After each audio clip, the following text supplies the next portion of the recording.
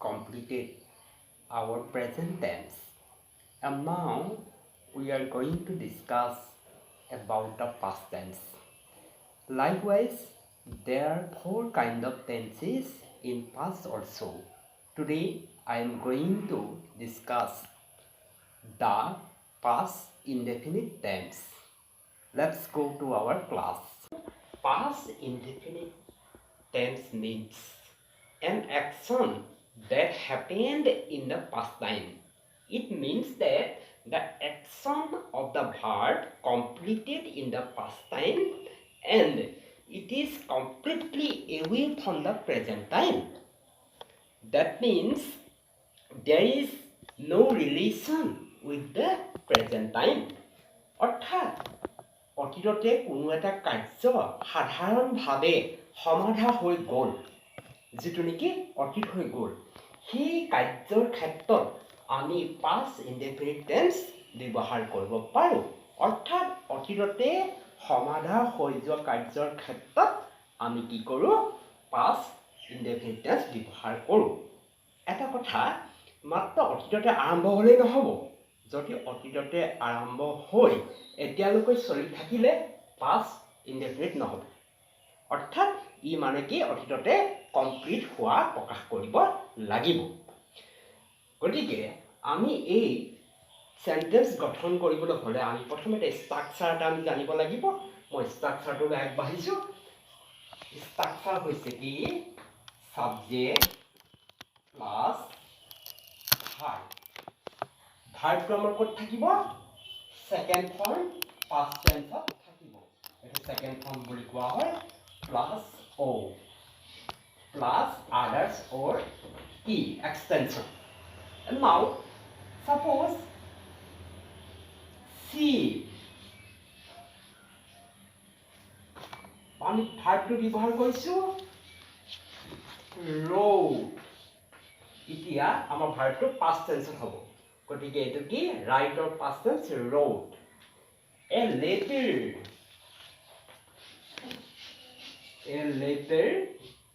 yesterday।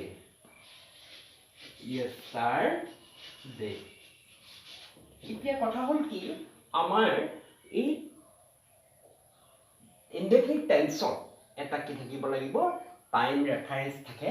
সেই yesterday-টো হৈছে ইয়াৰ time reference. ই মানে কি বুজিছে? অতীতৰ কাৰ্য প্ৰকাশ কৰিছে। অৰ্থাৎ পাষ্ট ইনডেফিনিট টেন্সটোৱে আমাৰ কি হয়? আগতে শেষ হৈ যোৱা কাৰ্যটো প্ৰকাশ কৰে। ঠিক সেইদৰে এই টেন্সত আমাৰ কি থাকে? এগো থাকিব পাৰে। এগো মানে হৈছে আগতে। yesterday আমি ব্যৱহাৰ কৰি আহিছোঁৱে। তাৰপিছত last week, last year, last month, last week থাকিব পাৰে, মান্থ থাকিব পাৰে। এনেকে অৰ্থাৎ অতীতৰ কাৰ্য প্ৰকাশ কৰাৰ এটা টাইম ৰেফাৰেন্স ইয়াত উল্লেখ থাকে। গতিকে আমি এই সেন্টেন্সটো গঠন কৰিবলৈ হ'লে কি কৰিব লাগিব? সদায় ভাৰ্বৰ সেকেন্ড ফৰ্ম পাষ্ট টেন্সটো ব্যৱহাৰ কৰিব লাগিব। আমি অন্য এটা উদাহৰণ যাব বিচাৰিছোঁ। The man sent me a message 5 minutes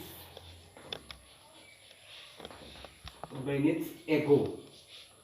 এতিয়া এই বাক্যটোৱে মানুহজনে মোলৈ পঠিয়াইছিল এটা মেছেজ 5 মিনিটৰ আগতে। এই চেণ্ড শব্দটো কি? ইয়াত পাষ্ট টেন্সত ব্যৱহাৰ কৰিব লাগিব। ঠিক সেইদৰে আমাৰ এগোটো কি কৰিছে? আগতে। এতিয়া এগো থাকিলে সাধাৰণতে আমি কি হ'ব? পাষ্ট ইনডেফিনিট বা পাষ্ট ৰেফাৰেন্স।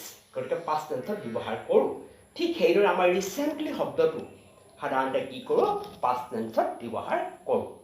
গতিকে আমি গম পাইছোঁ যে এতিয়া এই টেন্স সদায় কি হয়? অতীততে শেষ হোৱা বুজায় আৰু ইয়াৰ লিংকটো প্ৰেজেণ্টৰ লগত নাথাকে অতীতৰ লগত থাকে গতিকে অতীততেই শেষ হৈ যোৱা কোনো এটা কাৰ্য আমি প্ৰকাশ কৰিবলৈ হ'লে এই টেন্স ব্যৱহাৰ কৰোঁ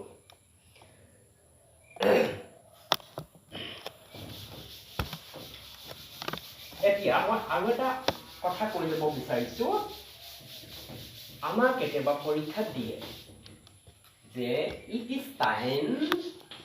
it is time we go home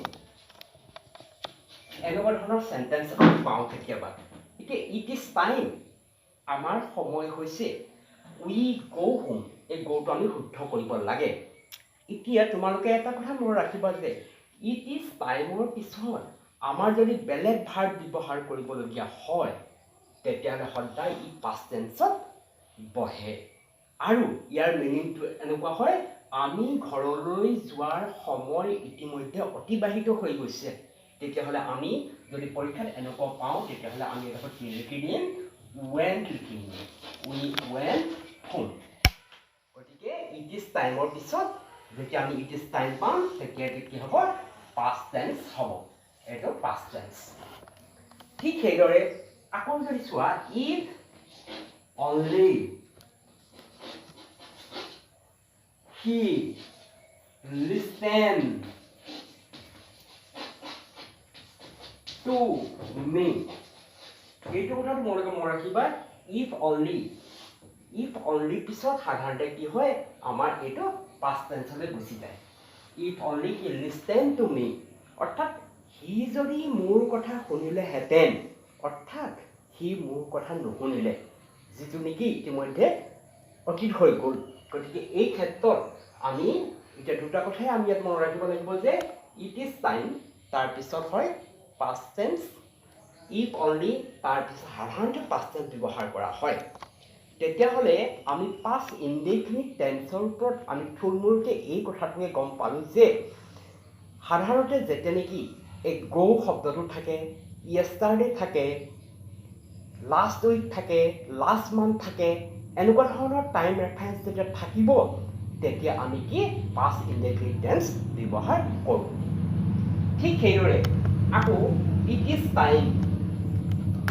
if only এনেকুৱা ধৰণৰ আমাৰ টাৰ্মৰ পিছত আমি সাধাৰণতে কি কৰিম past tense ব্যৱহাৰ কৰিম এতিয়া আৰু এটা আমি কথা তোমালোকক মই ক্লিয়াৰ কৰিব বিচাৰিছোঁ সেই হৈছে চোৱাচোন বাৰু I have eaten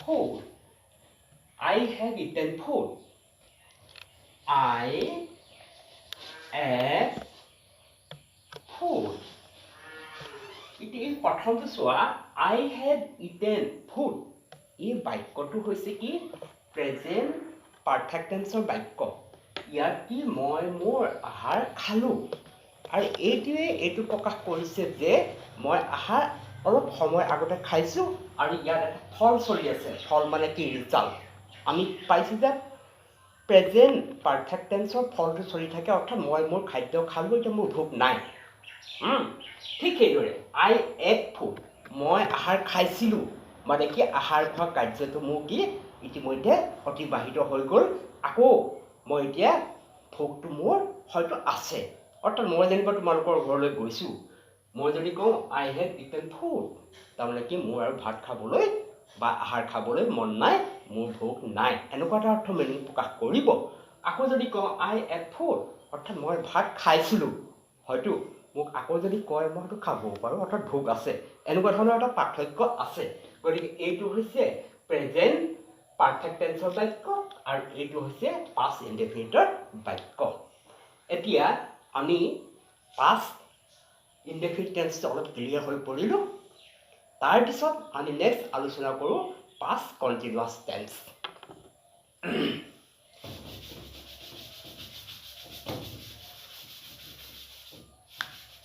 Now you look at past continuous.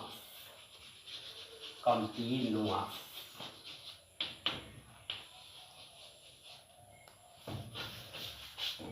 Thus, I am going to give some example. They were playing cricket yesterday. Number 2, he was teaching his students when we met him. আমি দুটা উদাহৰণ পাইছো. They were playing cricket yesterday. এতিয়া এই বাক্যটো, in this sentence, the playing was going on continuously yesterday. That means they were playing cricket. That means playing of cricket was going on continuously. Again, in the second sentence, he was teaching his student. That means the act of teaching was going on continuously when we met him. অৰ্থাৎ এই প্ৰথম বাক্যটো হৈছে কি, সিহঁতে যোৱাকালি cricket খেলি আছিল. অৰ্থাৎ এই বাক্যটোৱে প্ৰকাশ কৰিছে যে ক্ৰিকেট খেলা কামটো একেৰাহে চলি আছিল অতীততে, যোৱাকালি. অৰ্থাৎ it is a continuous action, একেৰাহে চলি আছিল.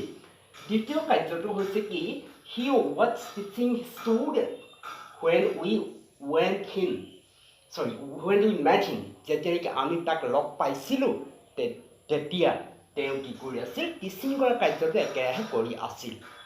তেতিয়াহ'লে আমি এই উদাহৰণ দুটাৰ পৰা এটা ডেফিনেশ্যন দিব পাৰোঁ যে অতীততে যদি কোনো এটা কাৰ্য একেৰাহে কিছু সময় ধৰি চলি আছিল, এই চলি থকা কাৰ্যটোৰ ক্ষেত্ৰত আমি past continuous tense ব্যৱহাৰ কৰিব পাৰোঁ.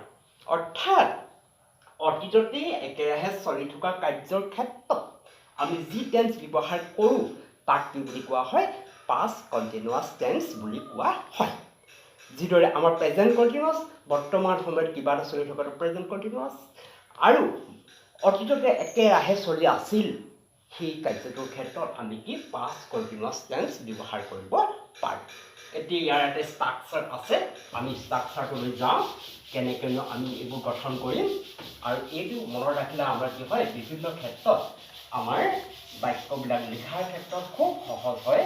ষ্ট্ৰাকচাৰ ছাবজেক্টটো আহিব প্ৰথম, প্লাছ এতিয়া আমাৰ বি ভাৰ্বৰ এটা ৰূপ ৱাজ আহিব পাৰে বা ৱেৰ আহিব পাৰে, এই দুটাৰ ভিতৰত এটা আহিব, প্লাছ মেইন ভাৰ্ব, আৰু মই ভাৰ্ব বুলি লিখিছোঁ, ভাৰ্বৰ লগত কি হ'ব, ING. এইটো আহিলে নেক্সট আহিব পাৰে অবজেক্ট. অবজেক্টৰ পিছত আমাৰ টাইম ৰেফাৰেঞ্চ বা আমাৰ এটা ক্লজো থাকিব পাৰে, সেইটো মই ই বুলি কৈছোঁ, এক্সটেনশ্যন বা আদাৰ আহিব পাৰে. এতিয়া চোৱাচোন বাৰু, যদি আমি এইমতে ফ'ল' কৰোঁ তেতিয়াহ'লে কি হ'ব, মই ব্যৱহাৰ কৰিছোঁ I was reading. I was reading, I লগত was হ'ল আৰু ভাৰ্ব ING, ৰিডৰ পিছত ING, ৰিডিং হ'ল. I was reading a book, সেইটো অবজেক্ট হৈ পৰিলে, a book while যেতিয়া নেকি they were talking. এতিয়া এই বাক্যটোৱে এনেকুৱা কৰিছে, এটা কথা প্ৰকাশ কৰিছে যে যেতিয়া নেকি মই এখন কিতাপ পঢ়ি আছিলোঁ সিহঁতে টকিং কৰি আছিল. they were talking, সিহঁতে কি কৰিছিল, কথা পাতি আছিল. গতিকে এতিয়া কথা হ'ল কি, ইয়াৰ দুটা কণ্টিনিউৱাছ অতীততে হোৱা past continuous tense আছে. এটাই কি বুজাইছে, মই পঢ়ি আছিলোঁ, আৰু এইটো হৈছে they were talking. এনেকৈ আমি দুটা কণ্টিনিউৱাছ টেন্স এই হোৱাইলৰ জৰিয়তেও সংযোগ কৰিব পাৰোঁ। ঠিক সেইদৰে আমি প্ৰথমতে হুৱেনৰ জৰিয়তে যোগ কৰিছিলোঁ, ঠিক সেইদৰে আমি কি হ'ব পাৰোঁ এনেকৈ ব্যৱহাৰ কৰিব পাৰোঁ।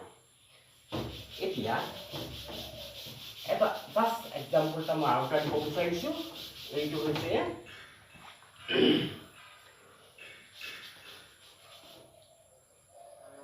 A car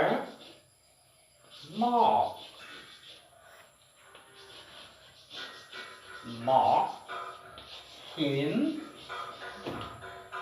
down while he bracket দিছো cross the road. এতিয়া এই বাক্যটোত হৈছে কি এনেকুৱা ধৰণৰ পৰীক্ষাত আমি পাওঁ যিটোৱে নেকি এনেকুৱা ধৰণৰ আমাৰ কৰেক্ট টেন্স কৰিবলৈ দিয়ে। এ কাৰ নক হিম ডাউন, এখন গাড়ীয়ে তেওঁক খুন্দিয়াইছিল। নক কৰা মানে কি খুন্দিওৱা, নক হিম down when he cross the road, যেতিয়া নেকি সি ৰাস্তাটো ক্ৰছ কৰিছিল। এতিয়া কথাটো হ'ল কি এই বাক্যটো যদি আমি শুদ্ধ কৰিব লাগে তেতিয়াহ'লে কি হ'ব, আমি ইয়াত কি কৰিম while he was crossing the road। এতিয়া যিহেতু ইয়াত while শব্দটো আছে, while আৰু এইটো past tense আছে, গতিকে আমি সেইটো ওপৰত বেছ কৰি পিনে কি কৰিম এইটো was crossing কৰিম। while he was crossing, তেতিয়াহ'লে এইটো কি হ'ব was crossing। ক্ৰছিংটো মই এইখিনিতে লিখি দিছোঁ ক্ৰছিং। এই বস্তুটোৱে শুদ্ধ আনচাৰ হ'ব। এতিয়া চোৱা কি হ'ল, কাৰণ মানে তেওঁ ৰাস্তাটো পাৰ হৈ থাকোঁতেই গাড়ীখনে খুন্দা মাৰিছিল। যদি পাৰ হৈ যোৱাহেঁতেন ৰাস্তাটো ইটো পাৰ পোৱাহেঁতেন গাড়ীখনে খুন্দা মাৰিব নোৱাৰিলেহেঁতেন। গতিকে যেতিয়া নেকি তেওঁ ৰাস্তাটো পাৰ হৈ আছিল তেনেকুৱাতে গাড়ী খুন্দা মাৰিছে। গতিকে এতিয়া কথা হ'ল কি আমি এই হোৱাইলৰ ওপৰত বেছ কৰিম আৰু এইটো কি পাষ্ট ইনডেফিনিটৰ ওপৰত বেছ কৰি এইটো আমি এনেকৈ ব্যৱহাৰ কৰিম। তেতিয়াহ'লে আজি আমি আলোচনা কৰিলোঁ পাষ্ট কণ্টিনিউৱাছ টেন্সৰ ওপৰত। এতিয়া পাষ্ট কণ্টিনিউৱাছ টেন্স মানে হৈছে কি অতীততে কোনো এটা কাৰ্য যেতিয়া একেৰাহে চলি থকা প্ৰকাশ কৰে সিয়ে হৈছে past continuous tense. Past continuous tense means action that was going on continuously at the past time। এতিয়া আমাৰ যদি ষ্ট্ৰাকচাৰ, সেই ষ্ট্ৰাকচাৰটো subject was were plus main verb ING, এই কথাটো আমি মনত ৰাখিব লাগিব। তাৰপিছত আমি কি হয় এই পাষ্ট কণ্টিনিউৱাছ টেন্সৰ কেতিয়াবা টাইম ৰেফাৰেঞ্চ য়েষ্টাৰডে, লাষ্ট উইক এনেকুৱা থাকিব পাৰে, আৰু কেতিয়াবা এটা ক্লজ হুৱেনৰ পিছত থাকিব পাৰে, আৰু হোৱাইলৰ জড়িত হ'ব পাৰে। ছাত্ৰ ছাত্ৰীসকল মোৰ এইখিনি কথা তোমালোকে হয়তো বুজি পাইছা। যদি কিবা বুজি নোপোৱা তেতিয়াহ'লে মোক কমেণ্টত জনাবা। আজিলৈ আমি ক্লাছটো সামৰিছোঁ। নমস্কাৰ, ধন্যবাদ।